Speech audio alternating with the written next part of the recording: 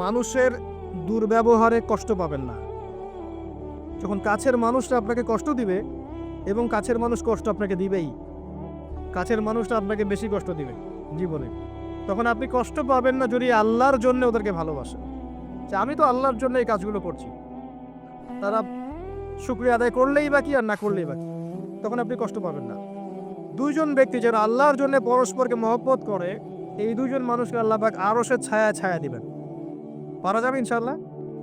5 number, সেই ব্যক্তি যে এত গোপনে দান সদাকা করে, যার বাম হাত জানে না ডান হাত কি সদাকা করেছে। পারা যাবে? এখন তো এই যে মাশাআল্লাহ আমরা নাম লিখাই আর সদকা করি, তাই না? অমুকে 10,000, অমুক সাহেব 20,000, অমুক 500। প্রথমে বড় বড় নোটের সদাকা হয়, আমি অবশ্যই এটা জানতাম না, মাঠে নেমে বুঝতে পারছি। প্রথমে বড় বড় ফিগার বলে, কে কে দিবেন 5,000 হাত তোলেন, 5,000 লিখাও। তারপর কে কে দিবেন 1,000 হাত তোলেন, কে কে দিবেন 500 হাত তোলেন, নাম টাম লিখা হয়। পরে লাস্টে বলে যে কালেকশন করছে, আচ্ছা খুচরাগুলোও দেন। পরে খুচরাগুলোও দেওয়া হয়। জানিয়ে দান করা যায়। অনেক সময় এমন হয়েছে, নবী সাল্লাল্লাহু আলাইহি ওয়াসাল্লাম বলেছেন, কারো ঘরে কি আছে নিয়ে আসো। রিয়া চলে আসতে পারে মনের মধ্যে, যে আমি 10,000 দিয়েছি, মানুষ আমার নাম জানলো। রিয়া আসতে সময় লাগে না। কেমন করে আসে? আল্লাহর নবী বলেছেন সাল্লাল্লাহু আলাইহি ওয়াসাল্লাম, অন্ধকার রাতে কালো পাথরের উপরে কালো পিঁপড়া হেঁটে গেলে যেমন বোঝা যায় না, রিয়া এমন ভাবে আপনার কলবে আসতে পারে। কিভাবে ঠেকাবেন আপনি? আপনি বুঝতেই পারবেন না। এই যে আপনারা সেলফি তুলতে চান, ছবি তুলতে চান, ভালোবাসেন, আমি জানি ভালোবাসেন, ভালোবাসার অতিরিক্ততা প্রদর্শন করতে চান, একটাই ভয় করি, সেটা হচ্ছে রিয়া।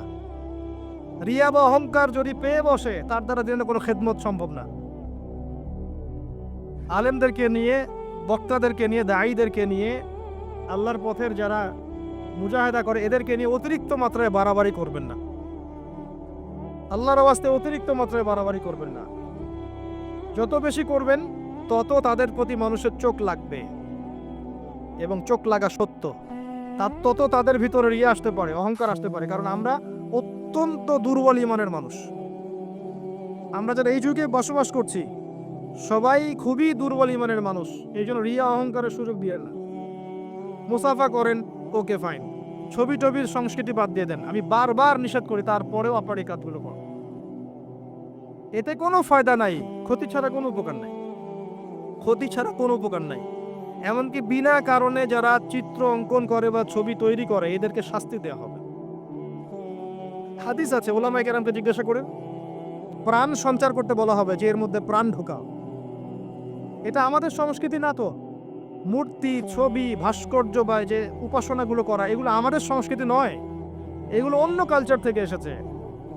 আমাদের সংস্কৃতি হচ্ছে আমল গোপন করে ফেলা, নিজেকে হাইড করা, গোপন করে রাখা। আল্লাহ পাক বোঝার তৌফিক দেখ তরুণ প্রজন্মকে। মনে কষ্ট নিবেন না, এটা বাস্তবতা। এগুলো করলে আমাদের মনের মধ্যে রিয়া অহংকার চলে আসে। আল্লাহর ওয়াস্তে আমাদেরকে মুখলেসভাবে দিনের পথে কাজ করতে দেন। শান্ত থাকেন, এত আবেগী হয়েন না, এত অতি উৎসাহী হয়েন না। শান্ত থাকেন, রিল্যাক্স থাকেন। দিনের বিজয় একদিনে এক তাকবীরে হবে না, একদিনে দিনের বিজয় হবে না। আস্তে আস্তে আস্তে আস্তে দিন এগিয়ে যাবে ইনশাআল্লাহ। আল্লাহ পাকের একটা সুন্নাহ, আল্লাহ পাকের একটা চিরন্তন সুন্নাহ হচ্ছে, হুটহাট কিছু আল্লাহ পাক করেন না। দিন থেকে রাত হয় কি ধাপ করে হয়? আস্তে আস্তে আস্তে আস্তে রাত হয়। খেয়াল করে দেখেছেন? তারপরে যখন দিন হবে, রাত আস্তে আস্তে কেটে যাবে, দিন আস্তে আস্তে আসবে। ধাপ করে সূর্যোদয় হয়? হয় না। এটা আল্লাহর সুন্নাহ, একবারে কিছু হয় না। আপনি অসুস্থ হয়েছেন, দেখবেন আস্তে আস্তে সুস্থ হবেন। খেয়াল করে দেখেন। আবার আপনি আস্তে আস্তে অসুস্থ হবেন, ধাপ করে হবেন না। আল্লাহ পাকের সুন্নাহ আছে। দিনের বিজয়ে নবী সাল্লাল্লাহু আলাইহি ওয়াসাল্লামের 23 বছর সময় লেগেছে। ধীরে ধীরে স্টেপ বাই স্টেপ হবে। অতএব অতি উৎসাহী হয়েন না, অতি আবেগী হয়েন না। কনস্ট্রাকটিভ কাজ করেন, মাথা ঠান্ডা রাখেন, অতি আবেগী হয়েন না, রিল্যাক্স থাকেন। আস্তে আস্তে দিনের কাজ করেন, ইনশাআল্লাহ দিন এগিয়ে যাবে ইনশাআল্লাহ। বেশি বেশি মানুষকে দেখাতে যায়েন না। আমার কথা শোনেন, আজকে বাংলাদেশে কয়জন কাদিয়ানি হয়েছে, কয়জন খ্রিস্টান হয়েছে, আপনি কি জেনেছেন? যারা করেছে ওরা কি ফেসবুকে স্ট্যাটাস দিয়েছে, ছবি দিয়েছে, আজকে অমুককে খ্রিস্টান বানালাম, দেখেন দিয়েছে? যদি দিত, তাদের কাজে তারা এখন সফল হতো না। যদি ওরা শুরু থেকে এই কাজগুলো করতো, তাদের কাজে তারা এত সফল হতো না। এখন দেখবেন কয়দিন পর কাদিয়ানীদের কনফারেন্স হবে, দেখে নিয়েন। কয়দিন পর দেখবেন যারা খ্রিস্টান হচ্ছে তারা প্রকাশ্যে সমাবেশ করবে, প্রকাশ্যে মানুষ শিয়া হয়ে যাচ্ছে, কত কি হয়ে যাচ্ছে আপনার খবরই নাই। প্রত্যন্ত অঞ্চলগুলো ঘুরে আসে, দেখেন এগুলো দিয়ে ভর্তি হয়ে গেছে। গলায় যে রশি এটা অলরেডি পরিয়ে টান দেওয়া শেষ, আর আমরা পরে আছি শোডাউন নিয়ে, ছবি তোলা, আপলোড দেওয়া, ভিডিও করা, এই করা। আমরা এত আবেগী কেন ভাই? যারা প্র্যাকটিক্যালি কাজ করছে ওরা এত আবেগ দিয়ে কাজ করছে না, প্র্যাকটিক্যালি কাজ করছে। দেখেন মাঠে ময়দানে কাজ করে শেষ করে ফেলছে। বিশ্বাস হচ্ছে না কথা? আপনি উত্তরবঙ্গ ঘুরে আসেন, গিয়ে দেখেন, পার্বত্য অঞ্চল ঘুরে আসেন, দেখেন। আর আমরা পড়ে আছি আইওয়া শোডাউনে। একটা লেকচার দিলে মনে হয় যে সারা জগতের মানুষকে জানাতে না পারলে ভালো লাগে না। গাড়ি থেকে নামবো, সারা দেশের মানুষ দেখুক আমি গাড়ি থেকে নামছি, ঠিক আছে? একজন ভাইকে পেয়েছি, সেলফি ফেসবুক তুলে, মানে একাকার অবস্থা, দেখুক সারা দেশের মানুষ উনি এসেছে স্টেজে। এতে করে ওম্মার উপকার যতটুকু না করলেন, ক্ষতি করে ফেলেছে। এটা আপনারা বুঝতে পারছেন না। যাই হোক, আমি আশাও ছেড়ে দিয়েছি অনেক অংশে যে আপনারা বুঝবেন। বিশ্বাস করেন, মন থেকে অনেকটা আশাও ছেড়ে দিয়েছি যে আপনারা বুঝবেন। মাঝে মাঝে অবস্থা আবার এমন হয়ে যাচ্ছে। তারপরেও দোয়া করি আল্লাহ পাক সবার মধ্যে সৎ বুদ্ধির উদ্ভব ঘটাক, আপনাদেরকে স্মার্ট মুসলিম হওয়ার তৌফিক দান করুন। ভিতরে ভিতরে আপনি আত্মশুদ্ধি অর্জন করেন, ব্যক্তি জীবনটা শুদ্ধ করেন, পরিবার ঠিক করেন, পড়াশোনা করেন, হালাল রিজিকের দিকে ফোকাস করেন, আলেম ওলামা সোহবতে যান, দিন শেখেন, চর্চা করেন, প্রচার করেন। আস্তে আস্তে দিন আগাবে ইনশাআল্লাহ তাআলা। আল্লাহ পাক কি বলেছেন? ইউরিদুনা লিইউতফিউ নূরাল্লাহ, তারা চায় আল্লাহর নূরকে। আল্লাহর নূর মানে এখানে ইসলাম, একে মুখের ফুৎকার দিয়ে নিভিয়ে ফেলতে। কিন্তু আল্লাহু ইউতিম্মু নূরাহু ওয়ালাউ কারিহাল কাফিরুন, আল্লাহ পাক তার নূরকে প্রজ্বলিত করবেন যদিও কাফেররা তা পছন্দ করবে না। হুয়াল্লাযী আরসালা রাসূলাহু বিল হুদা ওয়া দীনিল হক লিইয়ুযহিরাহু আলা দীনি কুল্লি, তিনি সে আল্লাহ যিনি তার রাসূলকে পাঠিয়েছেন দ্বীনে হক সহ এবং হেদায়েত সহ, যাতে করে ইসলাম অন্য সমস্ত দ্বীনের উপর বিজয়ী হতে পারে। ওয়ালাউ কারিহাল মুশরিকুন, যদিও মুশরিকরা এটা পছন্দ করবে না। এটা আল্লাহ পাক করবেন। কখন করবেন? যখন আপনি আপনার কাজ দায়িত্ব পালন করুন। ইন তানসুরুল্লাহ ইয়ানসুর। আর যদি আমরা আল্লাহকে ভুলে যাই, নাসুল্লাহ ফানাসিয়াহুম, আমরা ভুলে গেলে আল্লাহও ভুলে যাবেন। আল্লাহ তো ওয়াদা করেছেন যে আনতুমুল আলাউনা ইন কুনতুম মুমিনিন, তোমরা যদি মুমিন হতে পারো আল্লাহ তোমাদেরকে বিজয় দিবেন। ওয়ালা তাহিনু ওয়ালা তাহজান, হীনবল হয় না, দুশ্চিন্তাও করো না। আল্লাহ তো ওয়াদা করেছেন। দুই ব্যক্তি নিজে পরস্পরকে আল্লাহর সন্তুষ্টির জন্য ভালোবাসে, আরো সে আজিমের ছায়া পাবে। গোপনে দান খয়রাত করে, আরো সে আজিমের ছায়া পাবে। 6 নম্বর কে? 6 নম্বর কে?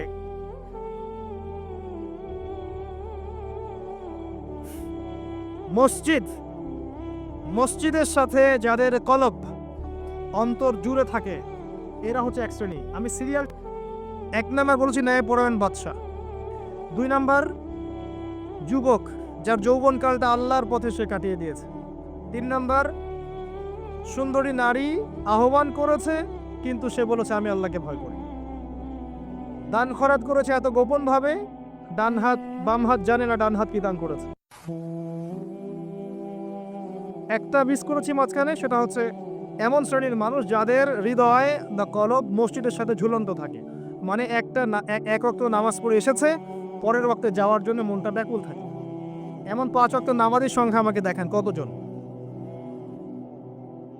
এবং যারা পড়ছি তারাও নামাজ বুঝে পড়ছে কিনা, নামাজে দিল লাগে কিনা, নামাজ পড়ে তৃপ্তি হচ্ছে কিনা, নামাজ পড়েও হারাম ছাড়তে পারছে কিনা, এগুলো খেয়াল করে।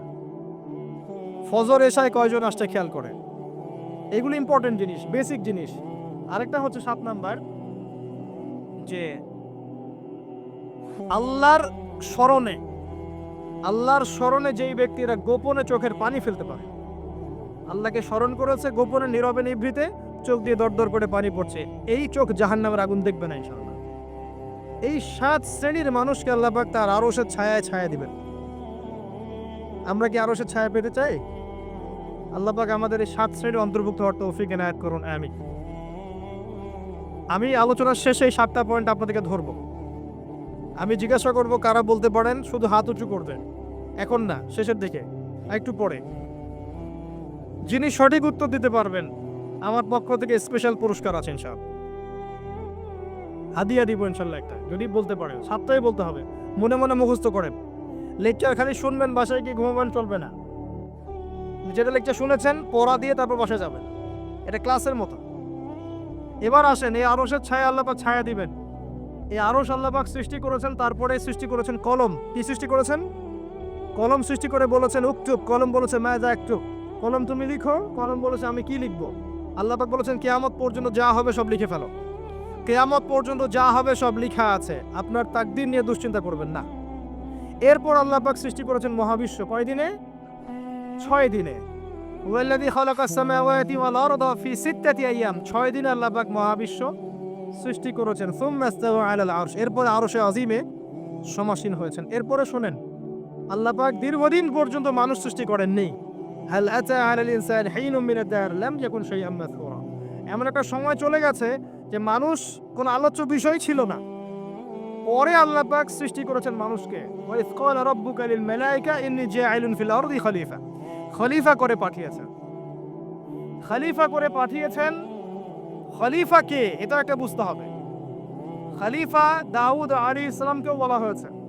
আল্লাহ পাক সূরা সাদে বলেছেন, ইয়া দাউদ, হে দাউদ, ইন্না জাআলনাকা খলিফাতান ফিল আরদ, আমি তোমাকে পৃথিবীতে খলিফা করে পাঠিয়েছি।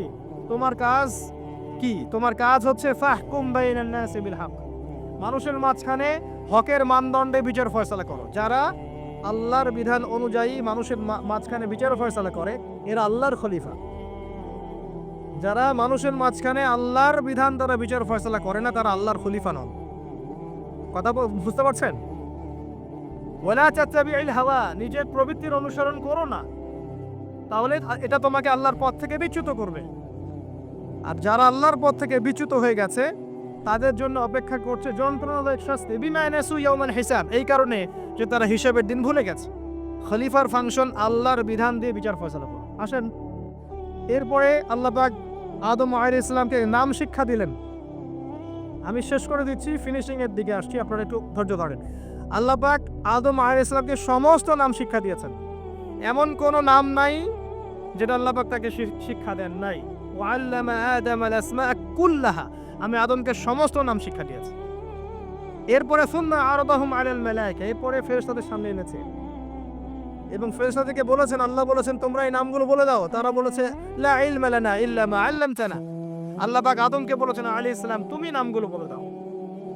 এরপর তিনি সমস্ত নাম বলে দিয়েছেন। আল্লাহ পাক তারপরে বলেছেন আলাম আকুল লাকুম ইন্নী আ'লামু গায়বাস সামাওয়াতি ওয়াল আরদ ওয়া আ'লামু মা তুবদুনা ওয়া মা কুনতুম তাকতুমুন। আল্লাহ পাক এরপরে গিয়ে বলছেন ওয়া ইয কুলনা লিল মালাইকাতি ইসজুদু লিআদম, এই যে জ্ঞানের কারণে আল্লাহ পাক সম্মানিত করেছেন, এখন বলছেন সিজদা করো। কি কারণে আমরা সম্মানিত বলেন তো? জ্ঞানের কারণে। অতএব জ্ঞান চর্চা আমাদের প্রথম কাজ। ইকরা বিসমি রাব্বিকাল্লাযী খালাক, প্রথমে জ্ঞান, আগে পড়েন তারপর লিখেন, জ্ঞান চর্চা। জ্ঞানের কারণে সম্মানিত হয়েছি। তারপরে আল্লাহ পাক সিজদা করিয়েছেন। ফাসাজাদু, সবাই সিজদা করেছে, কে বাদ দিয়ে? ইল্লা ইবলিস, ইবলিস বাদ দিয়ে। ইবলিস কেন করলো না? আবা ওয়াস্তাকবারা, সে অহংকার করেছে, উদ্ধত আচরণ করেছে। সে যুক্তি দিয়েছে খালাকতানি মিন নার ওয়া খালাকতাহু মিন তিন, আমাকে সৃষ্টি করেছেন কি দিয়ে? আগুন দিয়ে, আদমকে মাটি দিয়ে, আমি কেন তাকে সিজদা করতে যাব? এই যে আল্লাহর আদেশকে লঙ্ঘন করা, আল্লাহর আদেশের বিরুদ্ধে কথা বলা, চিরস্থায়ী জাহান্নামে যাওয়ার কারণ। ইবলিস কিন্তু কম জানতো এমন নয়। ইবলিস প্রচন্ড জ্ঞানী ছিল, আবেদও ছিল। মনের অহংকারের কারণে সে ব্যক্তি সে জাহান্নামে চলে গেছে। আর সে কিন্তু ফেরেশতা ছিল না, সে ছিল জিনদের একজন। কানা মিনাল জিন, সূরা কাহফের মধ্যে আছে।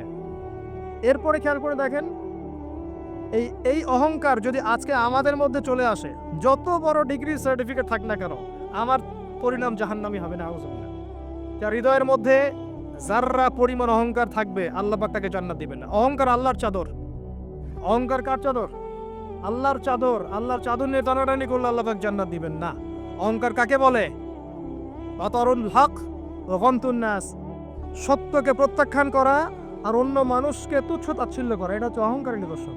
আপনার ড্রেসটা সুন্দর হোক, কাপড় সুন্দর হোক, এগুলো অহংকারী নিদর্শন নয়।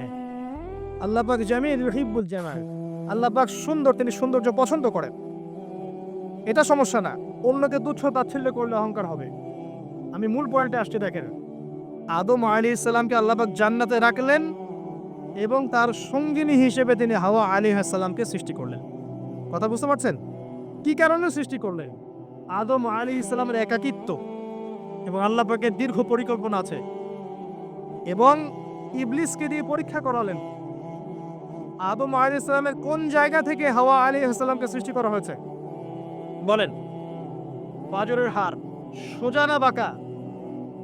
নবী সাল্লাল্লাহু আলাইহি ওয়াসাল্লাম বলেছেন, বাঁকা হাড়কে জোর করে সোজা করতে যেও না, ভেঙে যাবে। আর ওই অবস্থায় ছেড়ে দিলে বাঁকাই থেকে যাবে। নসিহতের মধ্য দিয়ে, উত্তম আচরণের মধ্য দিয়ে পথ চলতে হবে। ওয়া আশিরুহুন্না বিল মারুফ, এছাড়া কোনো অপশন নাই। আমার কথা শোনেন, এই জায়গা থেকে মেয়েদের পয়েন্টে আসছি আমি। আল্লাহ পাক আদম থেকে হাওয়া সৃষ্টি করেছেন আলাইহিস সালাম। নারী পুরুষ একে অপরের প্রতিদ্বন্দ্বী নয়, যেমনটা পশ্চিমারা শিখিয়েছে। এখনকার আধুনিকায়ন যা শেখাচ্ছে নারী পুরুষ একে অপরের প্রতিদ্বন্দ্বী, এখানে আল্লাহ বলছেন নারী পুরুষ একে অপরের পরিপূরক, একজন আরেকজনের অংশ, মহব্বত, ভালোবাসা, প্রণয়ের মাধ্যম, একে অপরের প্রতিদ্বন্দ্বী নয়। এখনকার সমাজ শিখায় ছেলে পড়লে আমি কেন পারবো না, সে পড়লে আমি কেন পারবো না, এটা শিখায় না?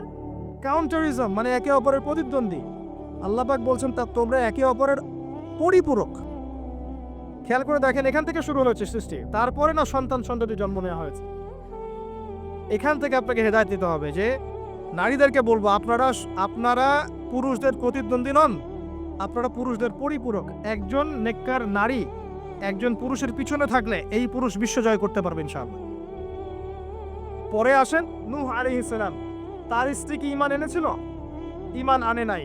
এখানে মনে রাখবেন, আপনি যদি ঈমান না আনেন, আকীদা ঠিক না করেন, আমল ঠিক না করেন, আপনার পরিচয়, বংশ, গোত্র, বর্ণ আপনাকে বাঁচাতে পারবে না। নূহ আলাইহিস সালামের স্ত্রী জাহান্নামে চলে গেছে, লূত আলাইহিস সালামের স্ত্রী জাহান্নামে চলে গেছে, যদিও তারা নবীদের আন্ডারে ছিলেন। আল্লাহর রাসূল সাল্লাল্লাহু আলাইহি ওয়াসাল্লাম তার মেয়ে ফাতিমা রাদিয়াল্লাহু আনহাকে বলেছেন, দুনিয়াতে যা চাওয়ার আমার কাছে চেয়ে নাও, পরকালে তোমার উপকার করতে পারছি না আমি। আর ফাতিমা রাদিয়াল্লাহু আনহা কেমন মানুষ ছিলেন আপনারা জানেন? তো আমি আমাদের মা বোনদেরকে অনুরোধ করবো, আল্লাহকে ভয় করেন, নিজের নফস ঠিক করেন, নিজের কবরের ফিকির করেন, আমল আকীদা ঠিক করেন। আপনি কত বড় আলেমের স্ত্রী, কত বড় শাইখের স্ত্রী, আপনি আপনার স্বামী কত বড় পলিটিক্যাল লিডার, কত বড় সোশ্যাল লিডার, এটার মানদণ্ড আল্লাহ দেখবেন না। আপনার ঈমান, আমল, তাকওয়া শুধু আল্লাহ পাক দেখবেন।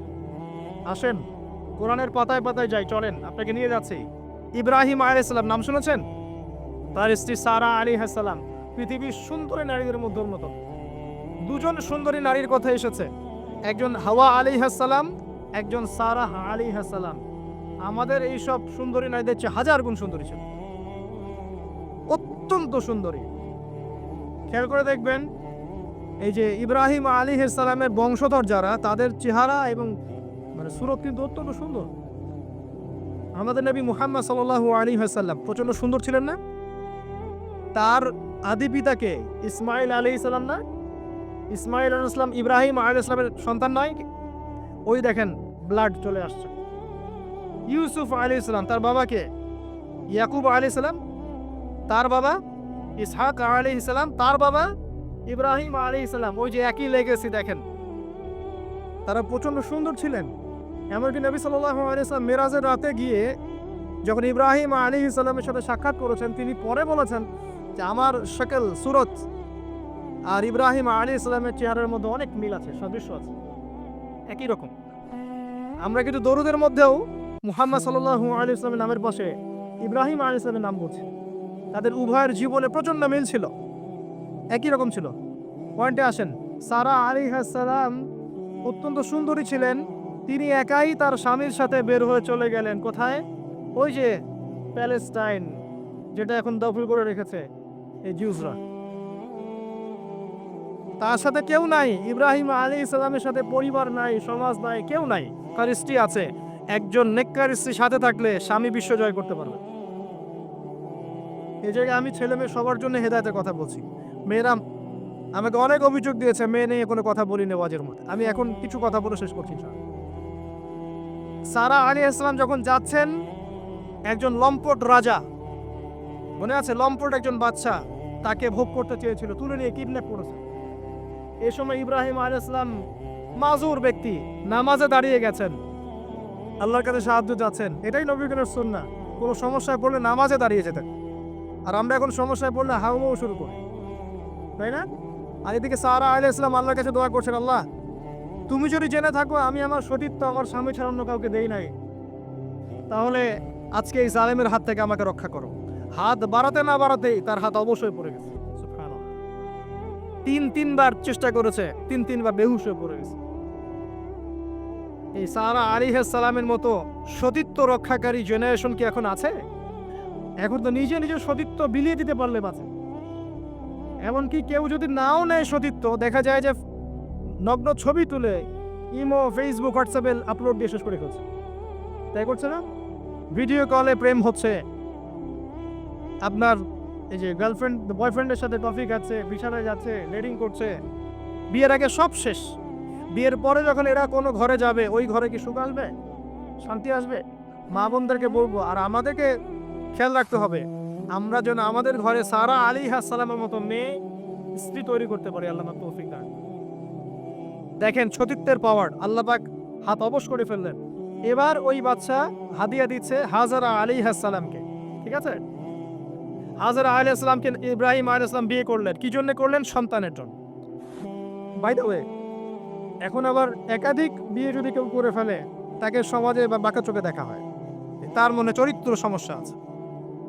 কিন্তু বিয়ে না করে বিয়ের আগে 10টা প্রেম করলে কোনো সমস্যা নেই, বিয়ের আগে 1000টা জেনা করলে কোনো সমস্যা নাই, পতিতালয় গেলে সমস্যা নাই, ফ্রি মিক্সিং গেলে সমস্যা নাই, গার্লফ্রেন্ডকে নিয়ে ঘুরতে গেলে ডেটিং করলে কোনো সমস্যা নাই। আবার বিয়ে করে ঘরে স্ত্রী থাকতেও বাইরে পরকীয়া করলে কোনো সমস্যা নাই।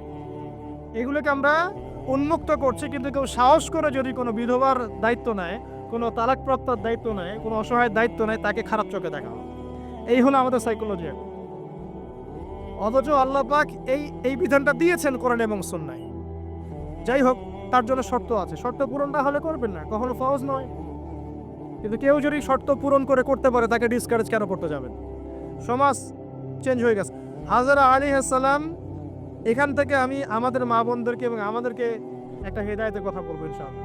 হাজারা আলাইহিস সালামের ঈমান, আমল, তাওয়াক্কুল দেখেন। তার গর্ভে আল্লাহ পাক সন্তান দিলেন ইসমাঈল আলাইহিস সালামকে। এবার আল্লাহ পাক বলছেন রেখে আসো, কোথায়? ওই মক্কায়, জনবারণ শূন্য জায়গায় রেখে আসলেন। সাথে আছে সামান্য পানি, কিছু খেজুর, রেখে আসছেন এবং ইব্রাহিম আলাইহিস সালাম পিছনে হেঁটে চলে যাচ্ছেন। হাজারা আলাইহিস সালাম বলছেন, আইনা তাযহাবু ইয়া ইব্রাহিম, আপনি কোথায় যাচ্ছেন হে ইব্রাহিম? আপনি আমাদেরকে জনমানব শূন্য জায়গায় ফেলে কোথায় চলে যাচ্ছেন? ইব্রাহিম আলাইহিস সালাম কিচ্ছু বলছেন না, বুকের মধ্যে পাথর। স্ত্রী সন্তানকে জনমানব শূন্য জায়গায় রেখে গেলে কি ভালো লাগবে? গেল বুকের মধ্যে পাথর, চুপ করে আছেন। এক পর্যায়ে হাজারা আলাইহিস সালাম বলছেন, আপনি কি আল্লাহর আদেশে এই কাজটা করছেন? তখন তিনি বলছেন, হ্যাঁ, নাম, এতটুকু বলেছেন, আমি আল্লাহর আদেশে করছি। এবার এই দেখেন, হাজারা আলাইহিস সালাম বলছেন, যদি আল্লাহর আদেশে আপনি করে থাকেন, তাহলে আল্লাহ কোনোদিনও আমাদেরকে ধ্বংস করবেন না ইনশাআল্লাহ। তাওয়াক্কুল। আমি আপনাকে বুঝাই, এখানে কোনো মানুষ নাই, কোনো খাবার নাই, কোনো পানিও নাই, তারপরেও তিনি বলছেন আল্লাহ ধ্বংস করবেন না। আপনি কি বুঝতে পারছেন কি অবস্থা? এবার খাবার পানি শেষ হয়ে গেল, সাই করছেন সাফা টু মারোয়া, মারোয়া টু সাফা, শুধু এক ফোঁটা পানির জন্য। কাকে খাওয়াবেন? বাচ্চাকে। এই দৌড়টা আল্লাহ পাকের কাছে এত পছন্দ হয়েছে, কিয়ামত পর্যন্ত হজের মধ্যে আল্লাহ পাক রেখে দিয়েছেন এটাকে। আপনি সাই করছেন, এটা কার সুন্নাহ? হাজারা আলাইহিস সালামের। হজের ম্যাক্সিমাম কাজগুলি তাদের পরিবার কেন্দ্রিক। জামরায় পাথর নিক্ষেপ করা, যে তাওয়াফ করছেন, মাকাম ইব্রাহিমে দাঁড়িয়ে নামাজ পড়ছেন, সব কিন্তু এই বংশের সাথে জড়িত। এই ইসমাঈল আলাইহিস সালাম, এই হাজারা আলাইহিস সালামের গর্ভ থেকে এসেছেন। যেমন মা তেমন সন্তান। ইসমাঈল আলাইহিস সালামকে তার বাবা মানুষ করেননি, তাকে মানুষ করেছেন তার মা। বাবা কিন্তু অনেক দূরে প্যালেস্টাইনে, মাঝে মাঝে আসেন, মাঝে মাঝে যান। কথা বুঝতে পারছেন? এরকম মায়ের গর্ভ থেকেই এমন সন্তান পাওয়া সম্ভব, যে সন্তানকে তার বাবা বলছেন যে ইয়া বুনাই ইন্নী আরা ফিল মানামি আন্নী আযবাহুক, হে আমার সন্তান, আমি স্বপ্নে দেখেছি আমি তোমাকে জবাই করছি, ফানজুর মায়াদা তারা, তোমার রায় কি আমাকে বলো। এই বাচ্চা তখন বলছে, বাচ্চার বয়স 10, 12, 15, 16 এতটুকু হবে। সে বলছে, ইয়া আবাতি, হে আমার বাবা, ইফআল মা তু'মার, আপনাকে যা আদেশ করা হয়েছে তাই করেন। সাতাজিদুনি ইনশাআল্লাহু মিনাস সাবিরিন, ইনশাআল্লাহ আপনি আমাকে ধৈর্যশীল পাবেন। যেমন মা তেমন সন্তান। মা বলেছে আল্লাহ আমাকে দেখবে, ওই দেখেন সন্তান জবাই করে দেন, আল্লাহ আমাকে ধৈর্যশীল পাবেন ইনশাআল্লাহ। এরকম স্ত্রী ঘরে ঘরে না থাকলে আমরা কি ইসমাইলের মতো সন্তান পাবো? যে স্ত্রীগুলোকে আপনি বিয়ে করছেন তারা কি আসলে এমন? বিয়ের সময় দেখেছেন আপনি শ্বশুরের সম্পত্তি, মেয়ের সৌন্দর্য, বা পালিয়ে করেছেন, অ্যাফেয়ার করে করেছেন, এখন বিয়ের পরে হাওমাও করছেন। বিয়ের আগে তো দিনদারিতা দেখেন নাই। আল্লাহর নবী কখনো বলেননি 4টা গুণ দেখে বিয়ে করো, হাদিসের শব্দ এমন নয়। ওলামায়ে কেরামকে জিজ্ঞাসা করেন, 4টা গুণ দেখে বিয়ে করো নয় শব্দটা, 4টা গুণ দেখে সাধারণত বিয়ে করা হয়। 4টা গুণ দেখে সাধারণত বিয়ে করা হয়: সম্পদ, সৌন্দর্য, বংশ, দিনদারিতা। তোমরা দিনদারিতাকে প্রাধান্য দাও, না হলে তোমাদের হাত ধুলোয় ধূসরিত হবে। এখন দেখা যায় দিনী ভাইরা দিনদার ক্যাটরিনা কাইফ খুঁজতেছে। দিনদার মেয়ে চাই কিন্তু সুন্দরী লাগবে আমার। কেন? একটু অসুন্দর হলে আপনার চলবে না? আপনার স্ত্রীর কাছে যা আছে অন্য মেয়ের কাছে তাই আছে, এর বাইরে কিছু নাই। আর 2 দিন পরে, 1 বছর, 2 বছর, 3 বছর পরে, 5 বছর পরে গিয়ে দেখবেন সব সমান হয়ে গেছে। এই দেহের সৌন্দর্য থাকবে না। মনে তাকওয়া থাকলে, আল্লাহ আলাম স্ত্রী হলে আপনি দুনিয়াতে জান্নাতে থাকবেন ইনশাআল্লাহ। দুনিয়াতে আপনি জান্নাতে থাকবেন ইনশাআল্লাহ। আর যদি ঘরে একটা বদকার স্ত্রী থাকে তাহলে আপনার দুনিয়া জাহান্নাম, দুনিয়া জাহান্নাম। অতএব বিয়ের আগে, বিয়ের সময় খুব কেয়ারফুল থাকবেন। আপনি দিনদার মেয়েকে প্রাধান্য দেন, এবং মেয়েদেরকেও বলবো দিনদার ছেলে ছাড়া বিয়ে করে না। অনেক বড় চাকরি করে, অনেক বড় ব্যবসা করে, এটা সেটা, নামাজ পড়ে না, এগুলো দেখছেন না, সুদের চাকরি করে, ঘুষ খায়, আপনি রাজি হয়ে যাচ্ছেন। এরপরে গিয়ে পস্তাচ্ছেন যে হুজুর আমার সংসারে অশান্তি, এটা সেটা।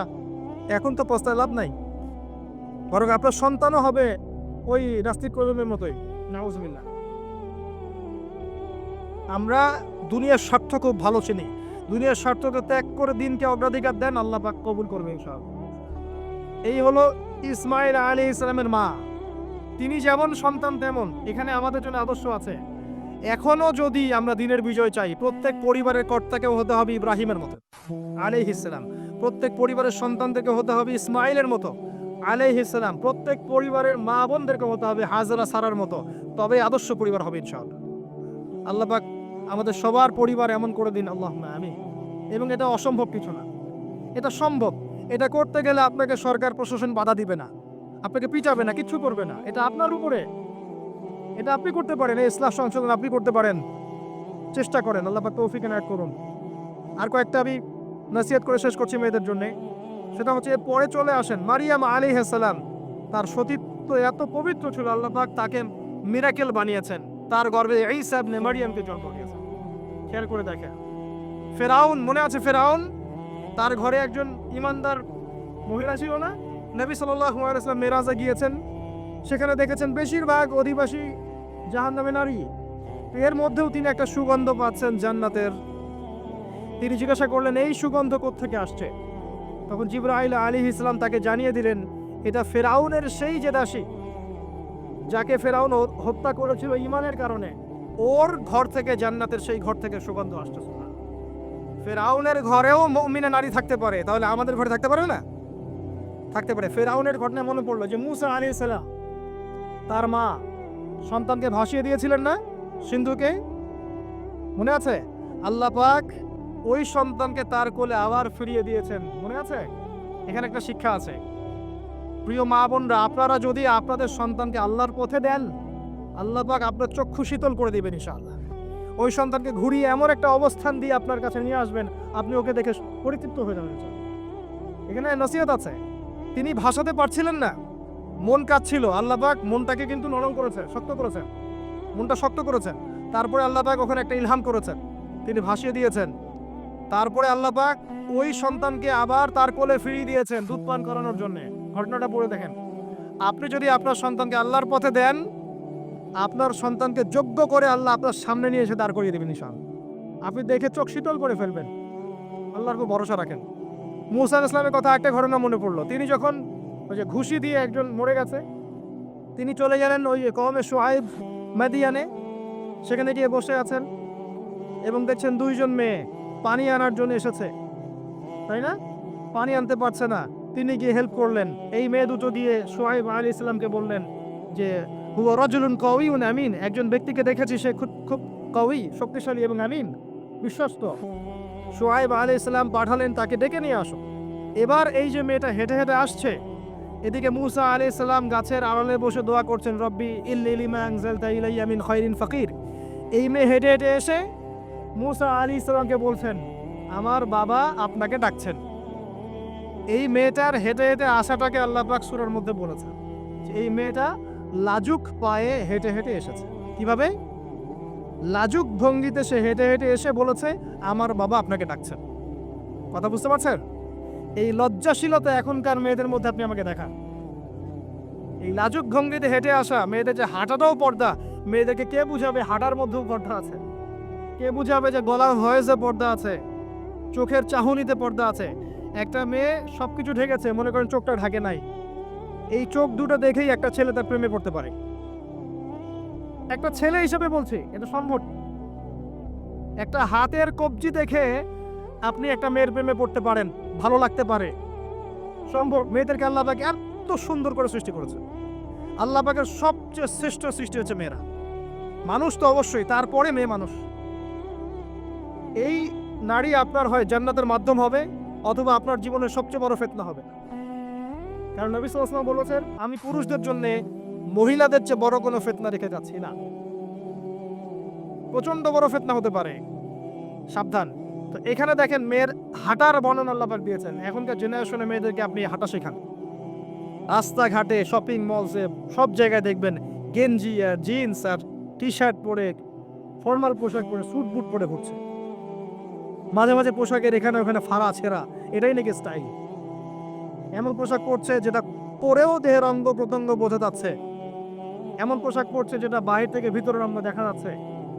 অমুসলিমদের পোশাক পরছে, ছেলেদের পোশাক পরছে, এগুলো সবই আখিরুজ জামানের সাইন। আখিরুজ জামান এরকম মেয়েদের সংখ্যা বাড়বে। ঈসা উনকে আসিয়াতুন আরিয়া, এরা কাপড় পরেও নগ্ন থাকবে। মুইলাতুন মামিলাত, এরা মানুষকে আকৃষ্ট করবে, নিজেরও আকৃষ্ট হবে।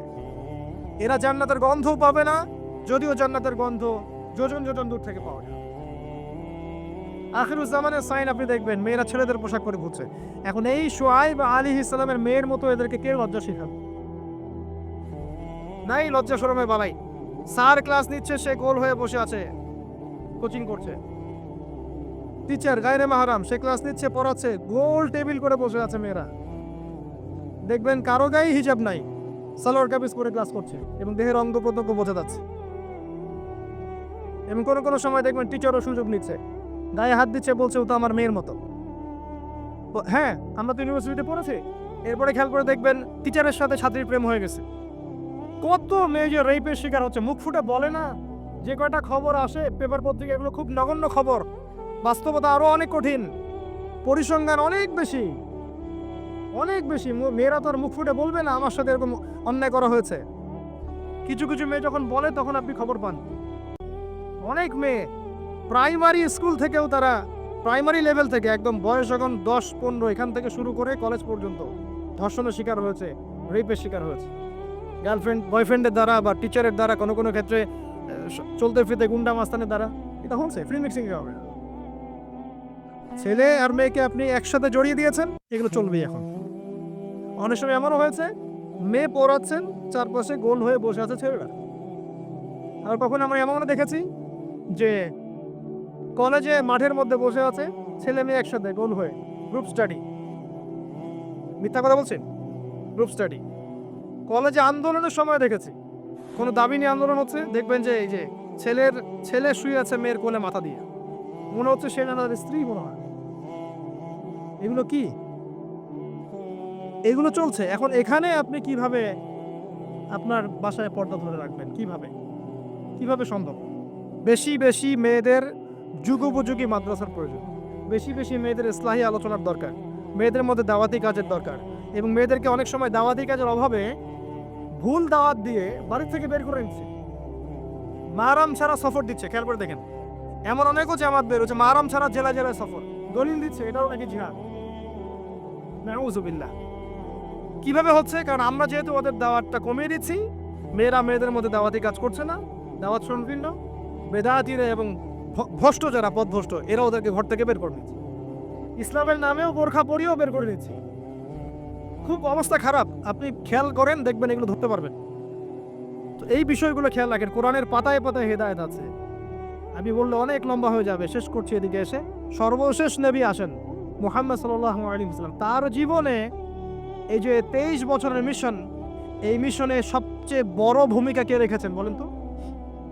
তার স্ত্রী খাদিজা রাদিয়াল্লাহু আনহা। মক্কার 13 বছর মানুষ তাকে যতটা না বিশ্বাস করেছে, খাদিজা রাদিয়াল্লাহু আনহা শুরু থেকে তার পাশে ছিলেন। শেষ বয়সে গিয়ে নবী সাল্লাল্লাহু আলাইহি ওয়াসাল্লাম তার কথা বেশি বেশি বলতেন। আয়েশা রাদিয়াল্লাহু আনহা স্বভাবগত কারণেই, একটা মানবিক একটা মেয়েদের আচরণগত কারণেই জেলাস ফিল করতেন যে আপনি তার কথা বারবার কেন বলেন। তিনি বলতেন, হে আয়েশা, তোমরা খাদিজাকে ভালো মন্দ বলো না। যখন কেউ আমার কথা বিশ্বাস করে নাই, খাদিজা করেছে রাদিয়াল্লাহু আনহা। তিনি এমন একজন মানুষ ছিলেন যিনি তার প্রতিপত্তি, সম্পদ, সামাজিক খ্যাতি সবকিছু ইসলামের কল্যাণে ঢেলে দিয়েছেন। হেরা গুহায় নবী সাল্লাল্লাহু আলাইহি ওয়াসাল্লাম যখন বসে থাকতেন, তিনি গিয়ে খাবার পানি দিয়ে আসতেন। হেরা গুহায় একবার উঠে দেখেন কত উঁচু, কত কষ্ট। আমরা যুবক বয়সে উঠতে পারবো না, এখন সহজ, তারপরেও কষ্ট আছে। এখন না হয় সহজ, ওই সময় কি সিঁড়ি ছিল? তিনি এভাবে উঠতেন, খাবার দিতেন। চিন্তা করে দেখেন, একজন নারী এই কাজটা করতেন। এবার আসেন, খাদিজা রাদিয়াল্লাহু আনহার বান্ধবীদেরকে খুঁজে খুঁজে নবী সাল্লাল্লাহু আলাইহি ওয়াসাল্লাম গোশত হাদিয়া পাঠাতেন, তাকে এত ভালোবাসতেন। জিবরাইল আলাইহিস সালাম এসে খাদিজা রাদিয়াল্লাহু আনহাকে সালাম দিয়েছেন। নবীজিকে বলেছেন, ওই যে খাদিজা আসছে ইয়া রাসূলুল্লাহ, তিনি যখন আসবেন তাকে বলবেন যে জিবরাইল আলাইহিস সালাম তাকে সালাম দিয়েছেন, এবং আল্লাহ পাক তার জন্য জান্নাতে এমন একটা ঘর নির্মাণ করেছেন যেখানে কোনো হট্টগোল নাই, কোনো শোরগোল নাই। খাদিজা রাদিয়াল্লাহু আনহা, তার ইন্তেকালে নবী সাল্লাল্লাহু আলাইহি ওয়াসাল্লাম অত্যন্ত ব্যথিত হয়েছিলেন, অত্যন্ত ব্যথিত হয়েছিলেন। তার বয়স তখন কত? 23। খাদিজা রাদিয়াল্লাহু আনহার বয়স তখন 40, বিয়ের সময়। কোন ছেলে কি সাধারণত এত বছরের মহিলাকে বিয়ে করতে চাইবে? নবী সাল্লাল্লাহু আলাইহি ওয়াসাল্লাম করেছেন। তাদের মাঝে এত হৃদ্যতা, ভালোবাসা ছিল যেটা অন্য কোথাও ছিল না। হ্যাঁ, পরবর্তীতে আয়েশা রাদিয়াল্লাহু আনহার ক্ষেত্রেও নবী সাল্লাল্লাহু আলাইহি ওয়াসাল্লাম বলেছেন যে আমার মন আয়েশার দিকে বেশি টানে, এই কারণে তোমরা আমাকে ভর্ৎসনা করো। মানুষের মন সব দিকে সমান তো হবে না, কারো দিকে একটু বেশি ঝুঁকবে, এই জন্য তোমরা আমাকে ভর্ৎসনা করো না।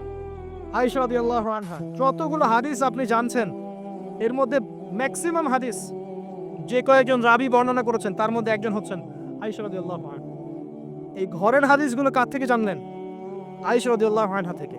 ইসলামের খেদমতে আয়েশা রাদিয়াল্লাহু আনহার যে ভূমিকা, আমাদের এই সেকুলার সোসাইটির সমস্ত নারীকে একত্রিত করলে কোনো খেদমত আসবে না, আসবে?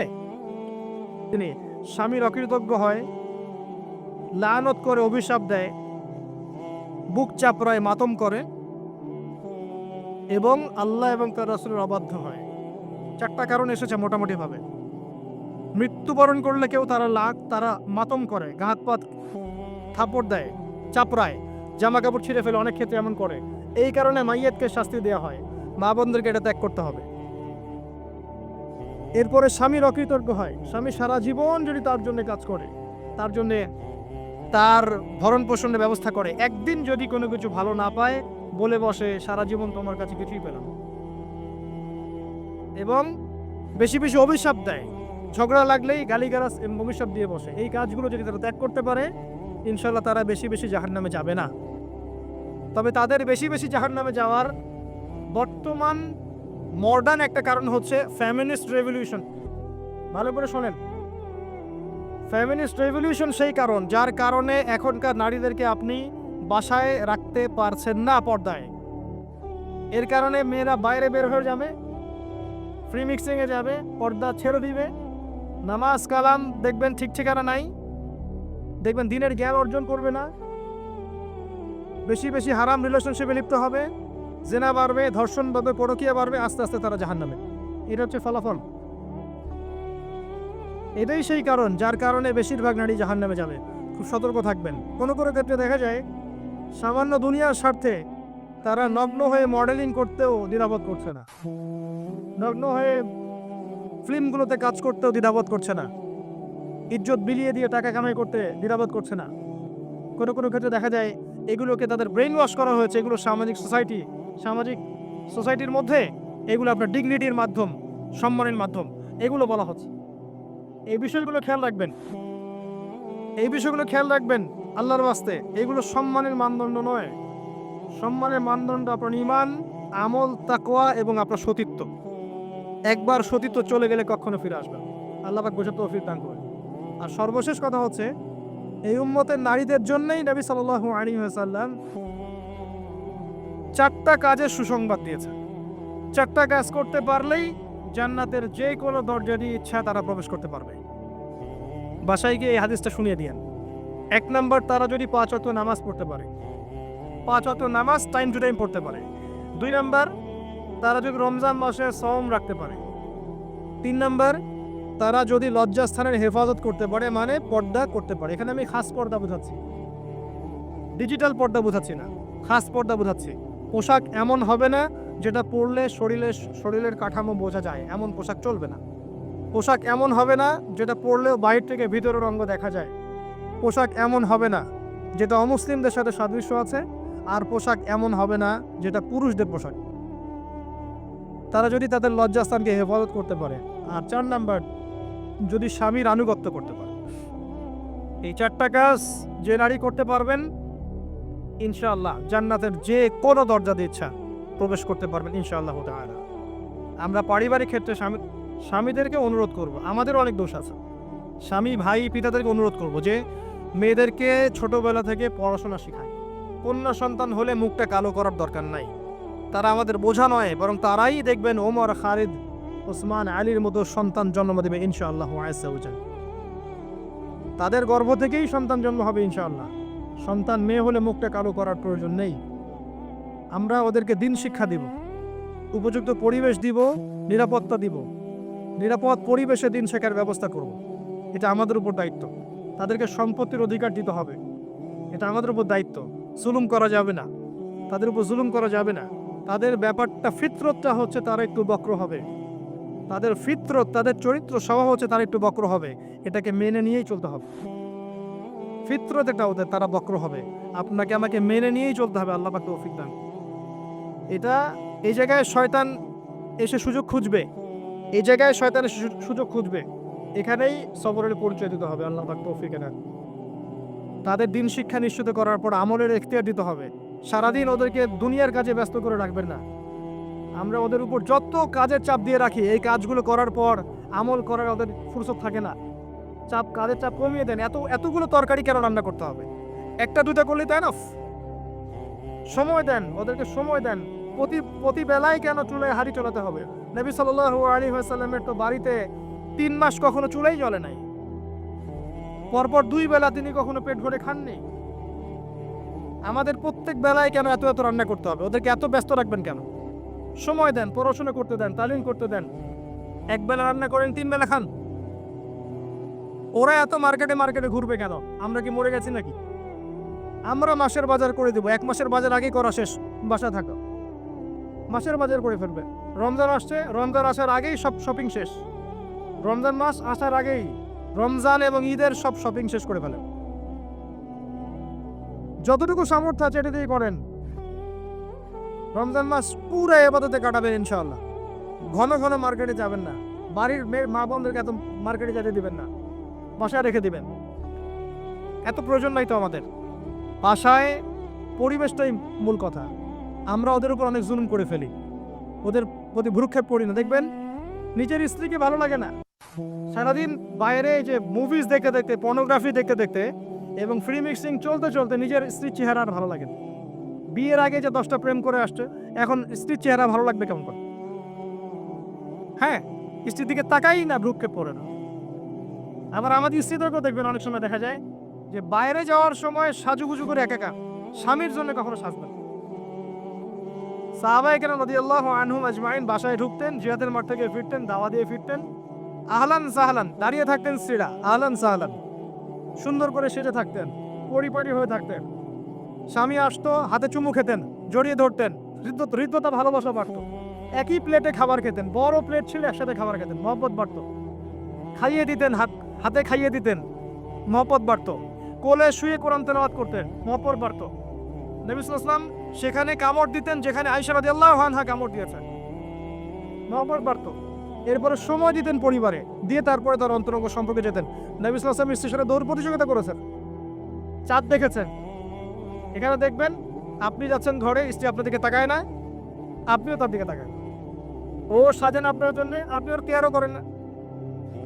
আপনিও বসে গেলেন ফেসবুক এই যে নিয়ে, স্মার্টফোন নিয়ে মুভিজ দেখা, ও মাশাল্লাহ ওরটা গোতাগুতি শুরু করুন। কেউ কারোর সাথে সম্পর্ক নেই, 1 বছর যাইতে না যাইতেই বিয়ের ভালোবাসা মহব্বত সব শেষ। অথচ আল্লাহ পাক বলেছিলেন যে আলা বাইনাকুম মাওয়াদ্দাতা ওয়া রাহমা।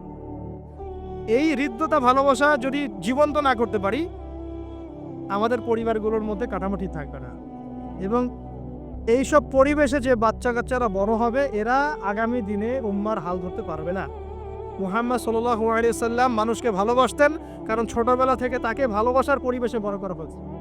উমর রাদিয়াল্লাহু আনহু খুব কঠোর ছিলেন, কারণ ছোটবেলা থেকে তাকে কঠোরতার মধ্যে মানুষ করা হয়েছে।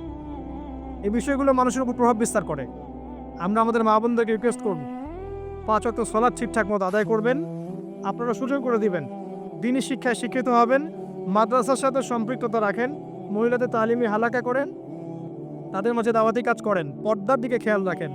স্বামীদেরকে অনুরোধ করব, ভাইদেরকে বলবো, এবং আমি সন্তানদেরকে বলবো, মায়ের, বোনের, স্ত্রীদের দিকে খেয়াল রাখেন, তাদের দিন শিক্ষা নিশ্চিত করেন, তাদের পর্দা নিশ্চিত করেন, তাদেরকে দিন শেখান, বোঝান। আল্লাহ রাব্বুল আলামিন ইনশাআল্লাহ জান্নাতি পরিবার গড়ে দিবেন। এই পরিবারগুলো দিয়ে যখন সমাজ গঠিত হবে, এই সমাজ দেখবেন ইনশাআল্লাহ তাআলা একটা আলোকিত সমাজে পরিণত হবে ইনশাআল্লাহ আযজা ওয়া জাল। আজকে আমার মনে হয় যথেষ্ট বলেছি। ইনশাআল্লাহ আগামী কোনো লেকচারে আল্লাহ যদি চান আরও কিছু বিষয় আপনাদের সাথে শেয়ার করবো ইনশাআল্লাহ আযজা ওয়া জাল। আমরা সবশেষে আল্লাহর কাছে দোয়া করছি, আল্লাহ পাক আমাদের সবাইকে পবিত্র কোরআন এবং সুন্নাহ অনুযায়ী জীবনযাপন করার তৌফিক এনায়েত করুন। আমাদের প্রত্যেকের পরিবারটাকে আল্লাহ পাক জান্নাতের টুকরা হিসেবে পরিণত করুন। আল্লাহ পাক আমাদের সবাইকে দ্বীনের জ্ঞান অর্জন করার তৌফিক দান করুন, জানা অনুযায়ী আমল করার তৌফিক আল্লাহ পাক দান করুন। আল্লাহ পাক আমাদের মা বোনদেরকে খাস পর্দায় থাকার তৌফিক দান করুন, ভুল পথে থাকলে তওবা করে ফিরে আসার তৌফিক দান করুন। আল্লাহ পাক আমাদের সন্তানদেরকে ইসমাঈল আলাইহিস সালামের মতো মানুষ করার তৌফিক দান করুন।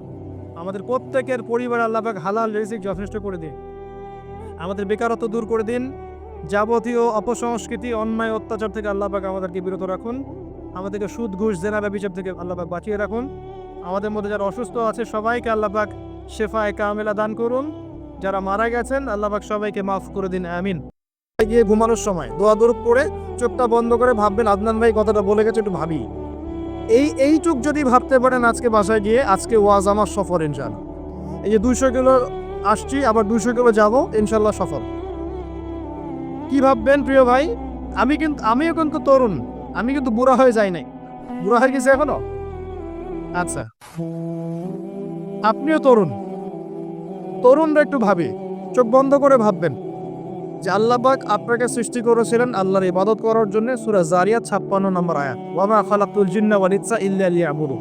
1 2 আল্লাহ পাক আপনাকে সৃষ্টি করেছিলেন যাতে করে আল্লাহর দিনটাকে আপনি আল্লাহর জমিনে প্রচার করেন, প্রসার করেন, প্রতিষ্ঠা লাভ করেন।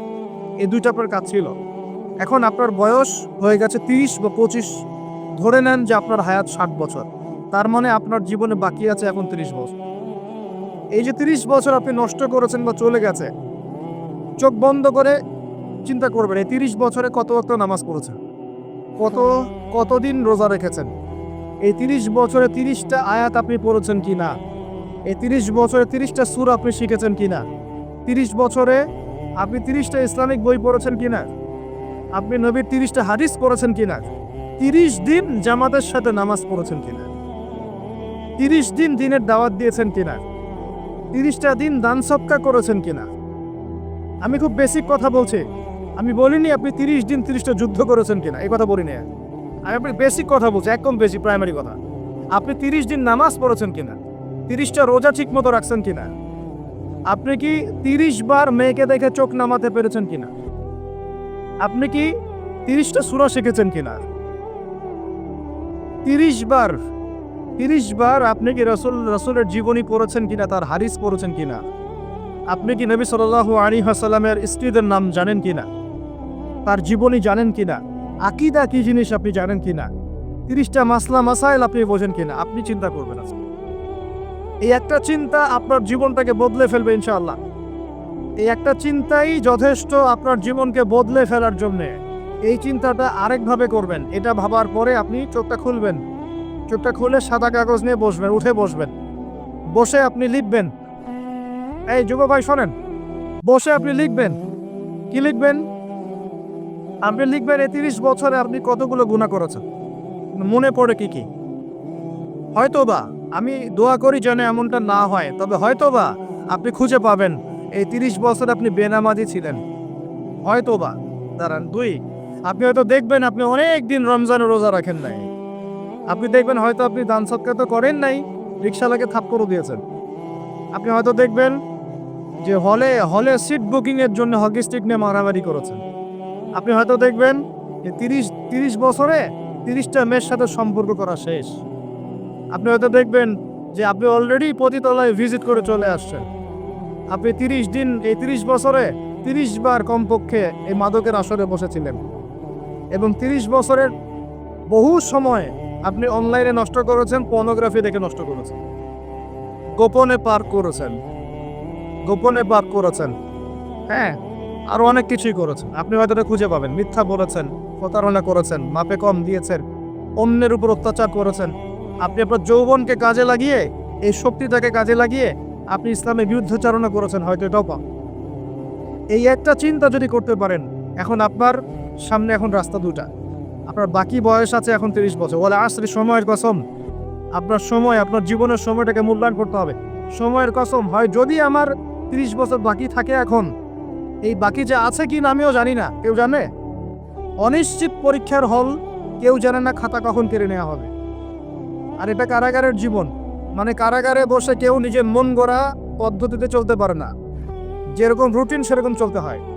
কারাগারের জীবনে বসেই আপনি সুদ খাচ্ছেন, কারাগারে বসেই ঘুষ খাচ্ছেন, কারাগারে বসেই জেনা করছেন, কারাগারে বসেই বেনামাজি থাকছেন, কারাগারে বসেই হোয়াটসঅ্যাপে মেসেঞ্জারে মেয়েদের সাথে প্রেম করছেন, কারাগারে বসে।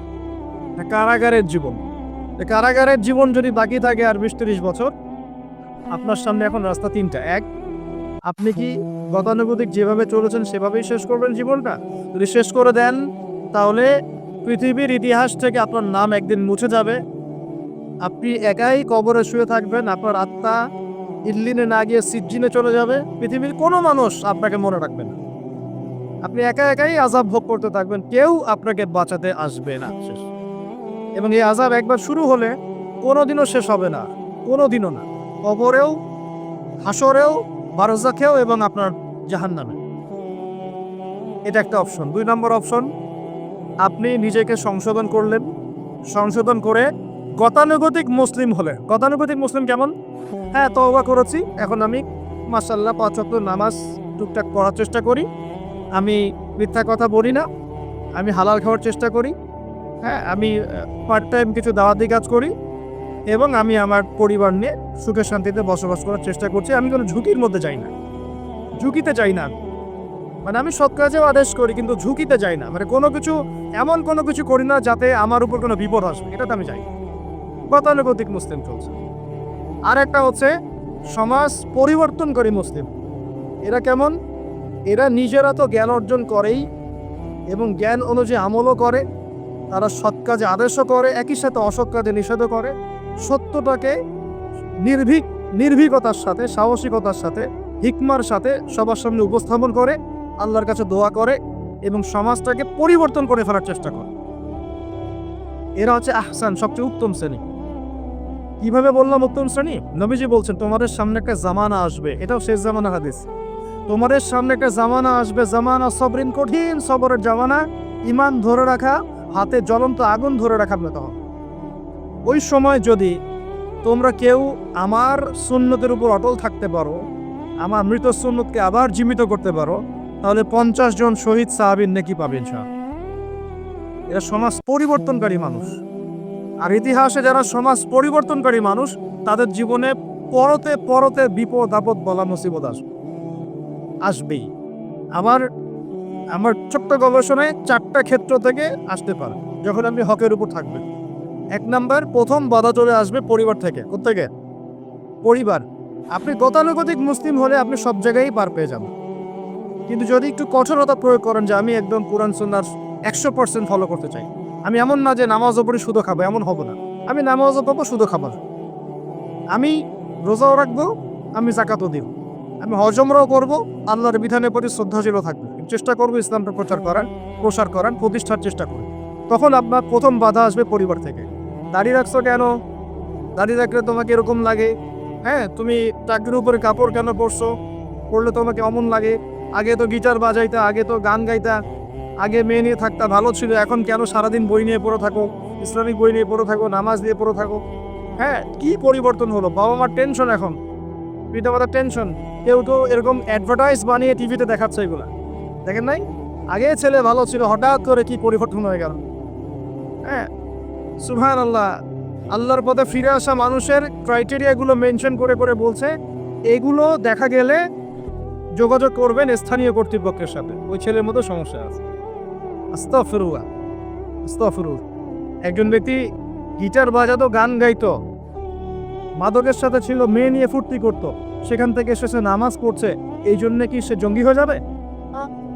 এখন সে মাশাআল্লাহ কোরআন তেলাওয়াত পড়ছে, কোরআন বোঝার চেষ্টা করছে, আলেম ওলামার কাছে গিয়ে পরামর্শ করছে, হাদিস পড়ছে, এই জন্য কি সে জঙ্গি হয়ে গেছে?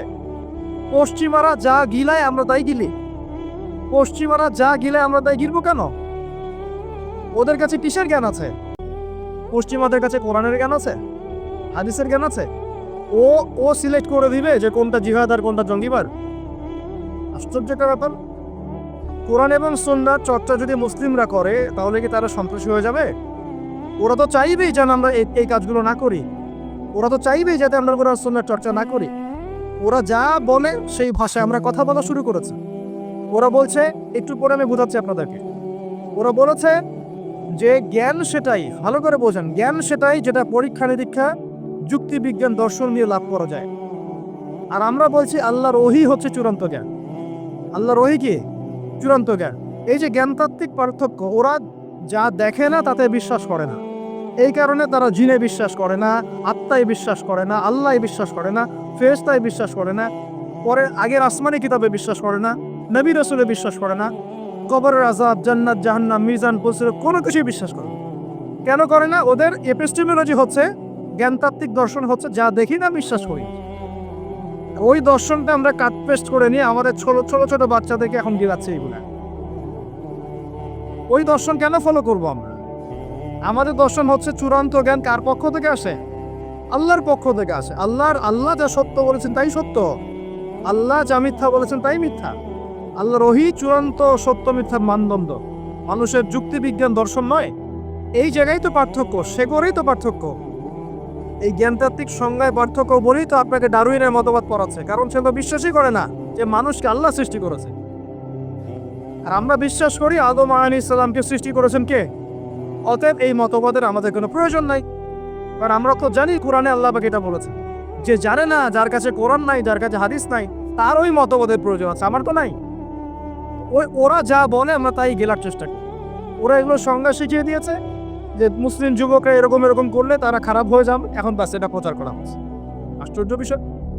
আমরা তো চাইবো প্রত্যেক ঘরে ঘরে কোরআনওয়ালা মানুষ তৈরি হোক, হাদিসওয়ালা মানুষ তৈরি হোক, নামাজি হয়ে যাক সবাই, তাহলে সমাজে শান্তি আসবে। একজন নামাজি ব্যক্তি বেশি ভদ্র হয় না বেনামাজি ভদ্র হয়? বলেন। নামাজ মানুষকে শৃঙ্খলা শেখায় না, কোরআন মানুষকে মানবতা শেখায় না। কোরআন সুন্নাহর কোনো জায়গায় কি বলা আছে নিরপরাধ কোনো মানুষকে হত্যা করতে হবে? বরং আমি তো একটা আয়াত বললাম, কেউ যদি একজন মানুষের জীবন বাঁচায়, সূরা মাইদা আল্লাহ পাক বলছেন, কেউ যদি একজন মানুষের জীবন বাঁচায়, সে যেন পুরো মানব জাতিকে বাঁচালো, বলি আলহামদুলিল্লাহ। আর কেউ যদি কোনো মানুষকে অন্যায়ভাবে হত্যা করে, সে যেন পুরো মানব জাতিকে হত্যা করে।